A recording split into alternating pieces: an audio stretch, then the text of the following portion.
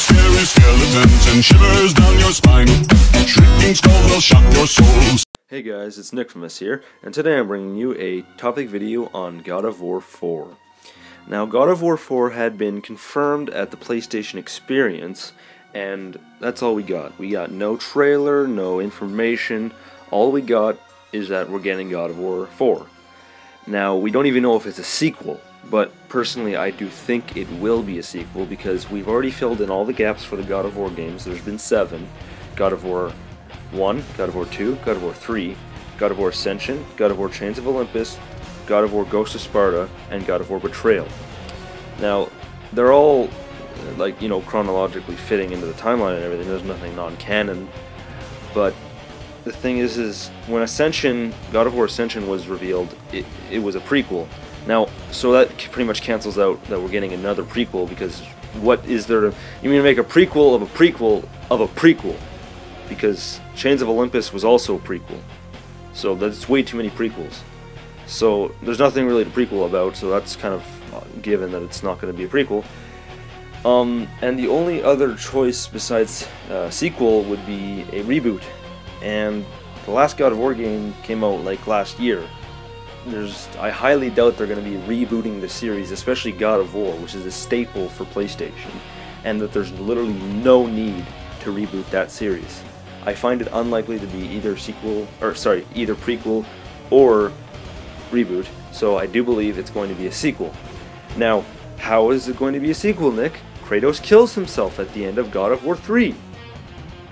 Well, kind of.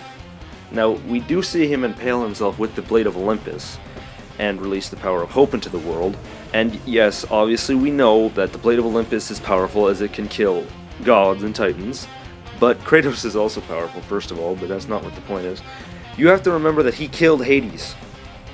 So there is no underworld for him really to go to.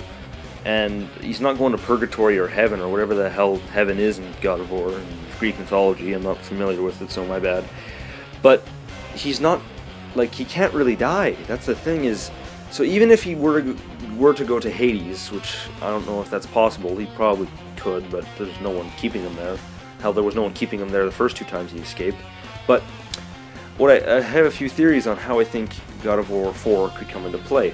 Now, it was told that the developers of God of War originally were going to make Kratos kill the Norse and Egyptian gods after he dealt with the Greek gods. As we see, that never happened. Although, I think that's awesome. That's a great idea. Now, the Egyptian gods, well, not so much, because, you know, God of corn. They have God of fucking everything. They have a God of corn. So I don't really want to see him kill the Egyptian gods, because there's like he'd have about 18 games just killing them. I think what they're going to focus on is the Norse mythology for now.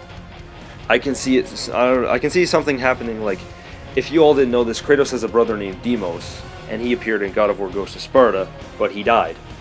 Well, now that Hades isn't being held by anybody, I can see Deimos escaping and dragging Kratos off the cliff where he was going to die. Now, I forgot to explain that part. When Kratos stabs himself with the Blade of Olympus, we see him lay down there on the cliff with a puddle of blood around him and the sword beside him. Now, when the credits are done rolling, you see that same cliff with the puddle of blood and the sword, but no Kratos. Now, that's probably just giving us a spooky, ambiguous ending, thinking, okay, well, Kratos is alive. Now, and when I saw that, I knew there was going to be a sequel. This is where I think it could come into play. People think that Kratos just dragged himself off the cliff, and that's stupid, because that's not what they put that there for. As I think Deimos might have dragged him off the cliff, and somehow got him to survive that big wound, and something happened where the Norse gods found out about Kratos slaying the Greek gods, and that they try to stop him because they're worried that that Kratos is gonna kill the Norse gods. And I can see what happens with Deimos is Kratos and Deimos could have co-op play. Now that God of War 4 could have co-op, with player 2 being Deimos and player 1 being Kratos, and you have to tackle the Norse mythology, which would equal Kratos versus Thor, Kratos versus Odin, and all that cool stuff. Another theory I could see is that he does die and go to the underworld, and some Norse god contacts him because the Norse gods have gone rogue and the one Norse god who's not rogue contacts Kratos to slay them all, similar to how Athena helped out Kratos in the God of War games. Now, I do like my Deimos idea a lot better, and I think that's a very possible way to pan it out, because Deimos is very relevant to the story. Like, he has a huge impact on the story. It's just not a whole lot of players know about him since he was in a side game, which is still canon, but not one of the main games. And I would love to see Deimos again, because he certainly did not get the credit he deserved. But, like I said, we don't know a whole lot about God of War 4 yet. We know nothing about God of War 4 yet, but I will keep you guys updated if we get more information. If you guys like this video, don't forget to leave it a like, comment, and if you're new, subscribe. I do lots of topic videos, and I'm sure you'll like me. As always, this has been Nickfamous. See you later.